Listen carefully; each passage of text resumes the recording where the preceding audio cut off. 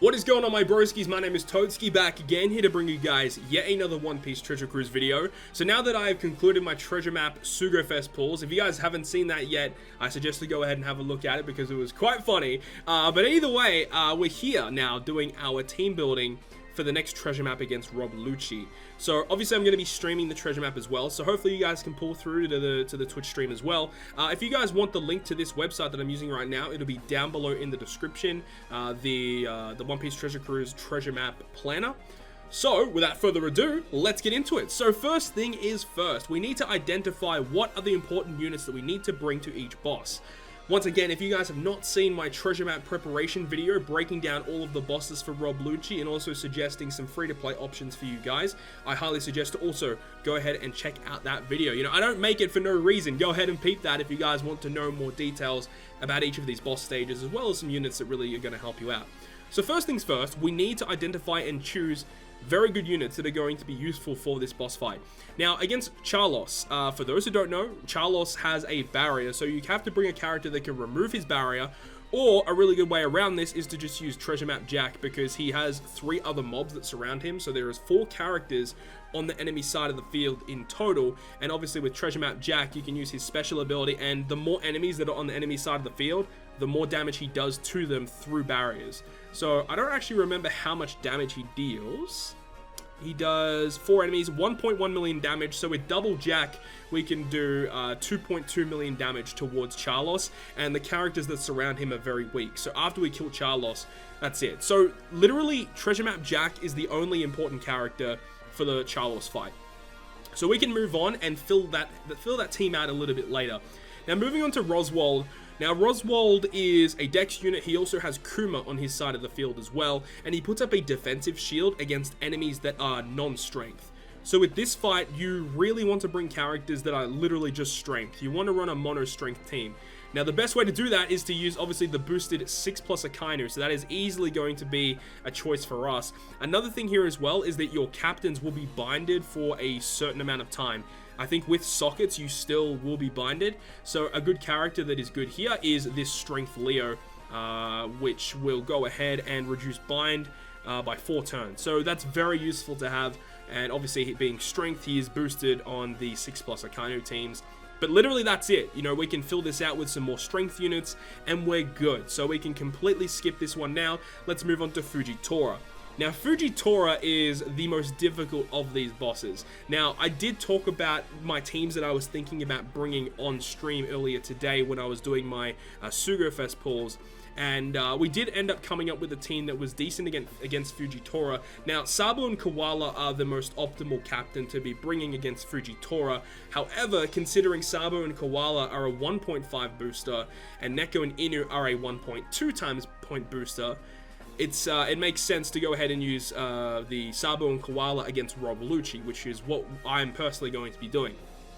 So instead of doing that, the way that we're going to get around this is by using Treasure Map Ace. Now, Treasure Map Ace has a special ability that can go ahead and give you a full board of Strength Orbs. Now, the good thing here is the fact that when you have the Fujitora boss on stage 1 and he gives you those negative orbs, so it's Dex, Psi, and Int orbs are counted as negative for 99 turns. So we can use Ace to give us a full board of Strength Orbs, and they're not counted as negative. And then at that point, we can go ahead and use a legend such as Cat Dog, who makes Strength beneficial with their Captain ability. So with this, we can get a full board of matching orbs, as long as they're boosted by Neko and Inu. So another character that is very, very important for this fight, like despite everything in damage and stuff like that, the most important character to bring for this fight is Morley, because he has a special ability that reduces Threshold and Resilience by 5 turns. This is very, very key because he has 3 turns of Threshold and also 3 turns of Resilience, or maybe 4 turns of Resilience. And Morley's great, he just removes it. Even though we can't get the rest of his special ability to activate because we need a Free Spirit captain, we still need him on the team because of his amazing special. Now, he is a striker character, so he is still boosted by Cat Dog, so that's not really a big problem. Now, also something that happens against Fujitora. So this is why, like, Fujitora just sucks, because there's so many different things that you have to, you know, think about before you build your team. So another thing that happens here is that all of your characters get special rewinded for 2 turns. So we're going to be going ahead and bringing Treasure Map Law. So with this, he reduces the cooldowns of Fighter, Slasher, Cerebral, and Free Spirit. So we've got these guys here who are slasher or slasher when it's Inuarashi, and we've got a striker here, striker free spirit, so he's free spirit, so he'll get his cooldown reduced. He's a fighter, his cooldown will get reduced. He resists the special rewind, which is really good. So at this point, all we really need to do is bring a character that basically gets type advantage, because that's something that we don't have on the team yet. So the character that I opted for was Treasure Map Whitebeard. His cooldown will not be reduced by Law's special cooldown, so that's not really a big problem, but we're going to be getting a full board of matching slots with this team anyway, so that's my whole strategy with Fujitora, and with this we can go ahead and export this to the calculator and have a look. Alright, so we're going to be using this team against Fujitora. We're on the calculator now, so we get a full board of strength orbs because of the ace ability, and with Neko and Inu, they are counted as beneficial for striker and cerebral. Now because these guys are strength, they're already going to be beneficial anyway, so all of these are going to be beneficial for our team. We can then go ahead and use our Inuarashi special or Neko and Inu special, as well as the Trafalgar Law special ability, because he gives us a combo boost as well. So all of this in tandem, we get 5 million damage towards Fujitora. Now remember, this does not include cotton candies. Also, this does not include the intrusion battle buff that we will get. All of our attacks will be boosted by 1.5, so this gives us what is it, like a 7.5 million damage towards Fujitora. Overall, seems pretty solid to me. I don't really think this team will have too many issues with Fujitora. So I think everything has been taken into account for. If I do miss anything regarding these bosses and, you know, there's a glaring issue with any of these teams, please let me know in the comment section so I can fix this up. But anyways, we're done with that. Fujitora team is sorted. Now, Stussy. Now, I did talk about this extensively in my treasure map preparation video. Stussy is actually very easy to deal with. Number one, we are going to be using Shanks and Ben Beckman as our captains. That's very important. And another character that is important is this Crocodile and Daz Bones. Everyone was given this character for free, so I really hope you guys have it. He's going to be good for this particular boss fight. Now, the reason for that is because with Stussy, she will go ahead and bind this character, and this character for, I think it's 5 turns, right? So with sockets, it goes down to 2 turns. You can activate the switch effect of Shanks and Ben Beckman, which will go ahead and remove Bind, Despair, and Paralysis. You're also paralyzed by 1 turn as well. So this removes Paralysis on your team and 1 turn of the Bind. Then we can use their special ability, empties all of our orbs, and gives us 3 times Chain Lock and 3 times Color Affinity. Then after that, we can use the switch effect of this guy. The switch effect of this guy will go ahead and change all of our non-matching orbs, so it shuffles them around and we can get a couple of matching orbs, which helps us with more damage, but also reduces bind by 1 turn. So with this combination of characters, we're able to remove all the bind, all the paralysis, and get a 3 times chain lock and color affinity, and shuffle our orbs around. So with this, we're pretty much good, and then we basically just have to fill it in with some Dex characters, and we're good to go. So honestly, like, Stussy isn't really going to be a problem. Once we have the full team out, I'll show you guys the team calculation and shows off how much damage it's able to do. But the damage is actually really solid with this team. So now let's move on to the final boss, which is Rob Lucci. Obviously, as I was saying, I am going to be using Sabo and Koala as my 2 main captains, because they are 1.5 times point booster. And obviously, because I did pull him, I will be using Neptune as an additional character to get more points. That's always going to be quite useful.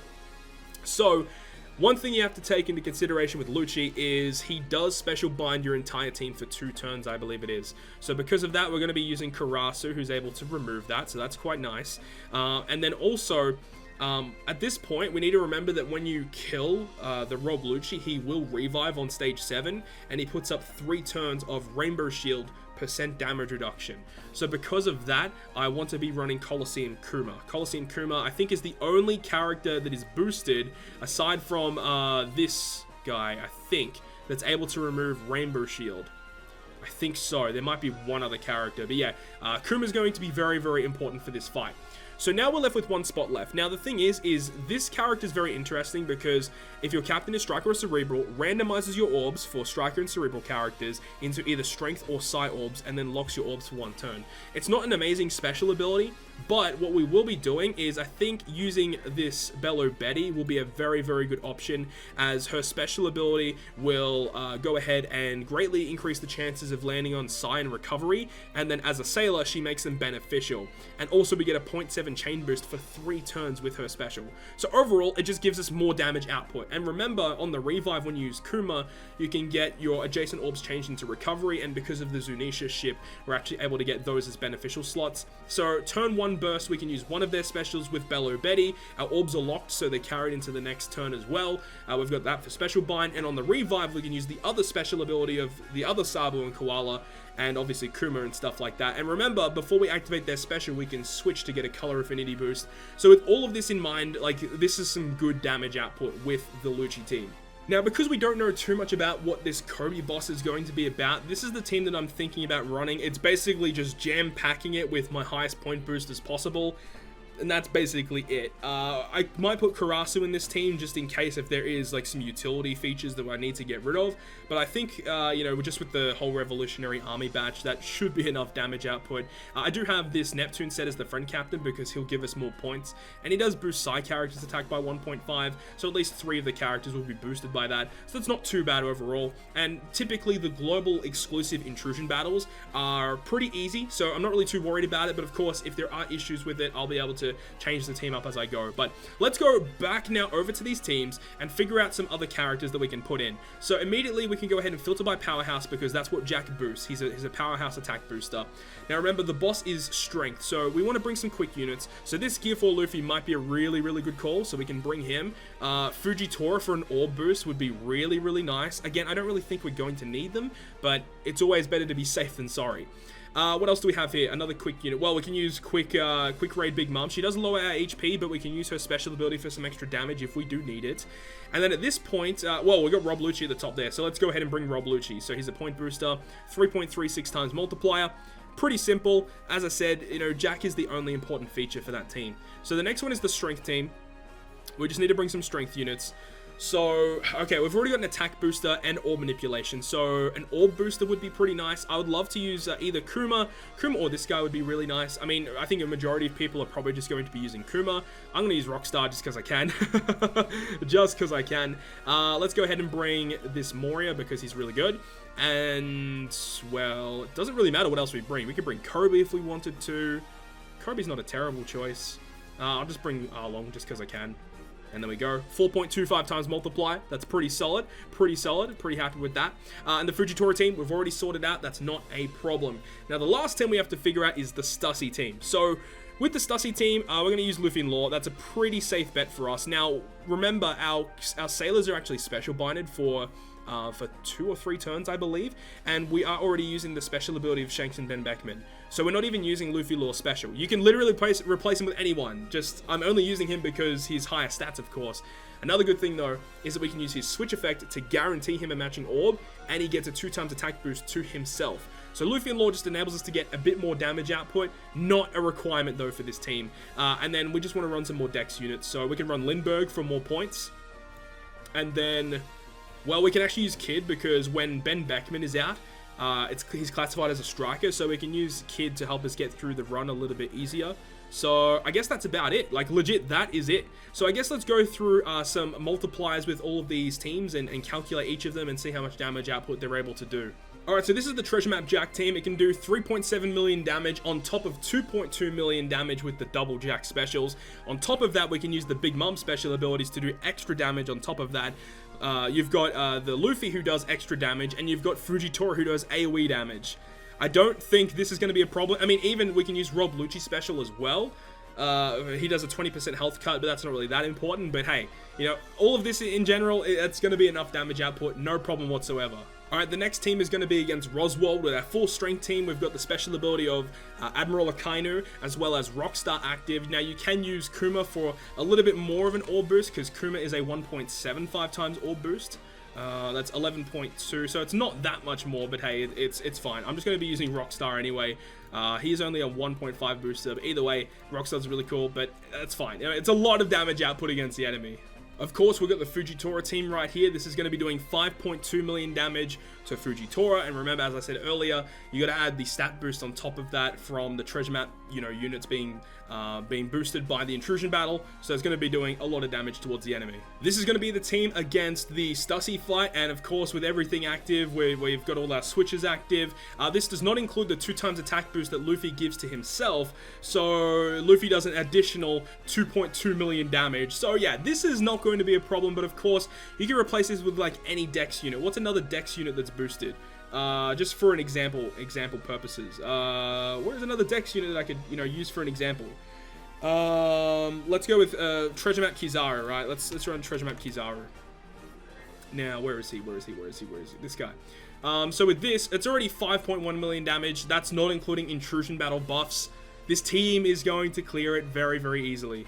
Okay, so in a hypothetical situation, on turn 1 of the final boss fight, we use Karasu to unspecial bind all of our characters. We can then go ahead and use our Neptune special to lock our orbs and then give us strength or psi orbs. But then we're going to be using Bello Betty anyway to shuffle our orbs around to get either psi or recovery orbs, which are highly boosted with her special. So hopefully getting some matching orbs here, even if we don't get, like, if we only get 2, we're still doing 4.2 million damage. That's not including cotton candies and not including the intrusion battle buffs, and that's also not including the switch effect of Sabo and Koala, which gives us color affinity boost. So again, that's going to be a huge amount of damage. And then on the revive, we get guaranteed orbs for these characters. We can use our other Sabo and Koala special, right? So it'd be something like this, guaranteed to get those types of orbs, and 5.2 million damage. So we do even more damage on the revive. So again, this should be the Zunisha ship as well, by the way. Boom, there we go. 5.4 on the revive, not including the color affinity swap.